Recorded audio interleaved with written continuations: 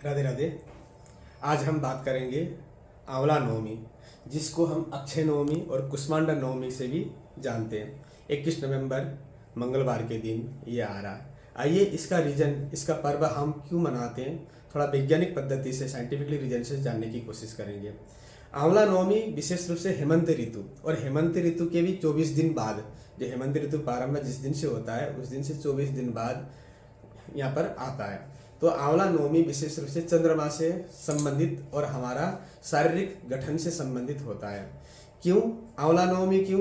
हेमंत ऋतु के 24 दिन बाद, मतलब शुक्ल पक्ष है, कार्तिक शुक्ल पक्ष की नवमी को आंवला नवमी कहते हैं। उस दिन विशेष रूप से आंवला का सेवन करना जाता है। इसको अक्षय नवमी कहते हैं। अक्षय का मतलब लंबा समय तक, कभी क्षय ना हो, कभी उसका हानि ना हो। तो हमारा हानि कब नहीं होता है? विशेष रूप से अगर जो भक्तिमय वातावरण में रहने वाले व्यक्ति होते हैं वो भक्ति में अग्रसर होते हैं, भगवान के भजनों में थोड़ा सा वृद्धि करने की कोशिश करते हैं, ज़्यादा भजन करते हैं, साधना ज़्यादा करते हैं। और जब हम साइंटिफिक रीजन से शारीरिक उपार्जन करते हैं तो उस दिन विशेष रूप से आंवला की पूजन किया जाता है। आंवला की पूजन क्यों? क्योंकि आपको पता होगा कि आंवला में विशेष रूप से अगर 100 ग्राम में अगर आप आंवला सेवन करते हैं तो उसमें विशेष रूप से कैल्शियम जो है 25 मिलीग्राम आपको प्राप्त होता है। आयरन आपको प्राप्त होता है और 25 मिलीग्राम आयरन जो प्राप्त होता है 0.31 मिलीग्राम।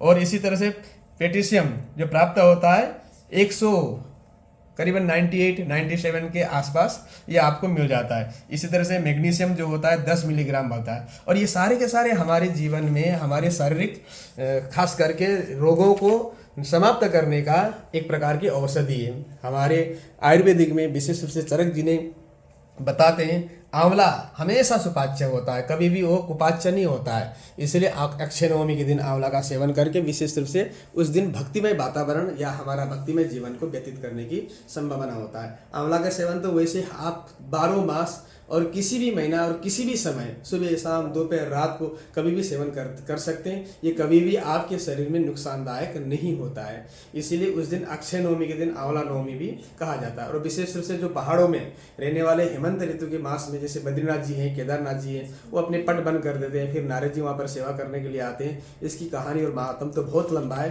परंतु समझिए विशेष रूप से मानिए हेमंत ऋतु में चंद्रमा अर्ध चंद्रमा से थोड़ा सा क्या होता है कि फूल की तरफ जाता है, पूर्णिमा की तरफ जाता है। और वो पूर्णिमा का जो किरण है, जो हेमंत ऋतु के जितने भी किरण है हमारे पृथ्वी में, व्यक्ति को स्थान बल, दिग्बल और काल बल, काल मतलब समय बल, दिग्बल और स्थान बल, स्थान का मतलब हमारा बुद्धि का जो विशेष रूप से सर्वोपरि बुद्धि, या आप किसी भी संसारिक में लगाओ, या आप साइंटिस्ट होने के, डॉक्टर, सीए, किसी में भी, या पढ़ाई में लगाओ, या बिजनेस व्यापार में लगाओ। दिग्बल, दिग मतलब चारों तरफ, और हमारे बुद्धि जो ना चतुर्थ है, चारों तरफ जिसको कहते हैं ना चतुर्मुखी होकर कार्य करने की क्षमता रखता है। और काल बल, समय के अनुसार हम काम करने की क्षमता हमारे अंदर आ जाती है। समय के अनुसार क्वालिटी आ जाता है कि हम समय के अनुसार काम करें। इसीलिए आंवला नवमी हमारे इस त्यौहार में, जो भारतीय पद्धति, भारतीय रीति रिवाज, भारतीय संस्कृति में आंवला नवमी का विशेष स्थान है।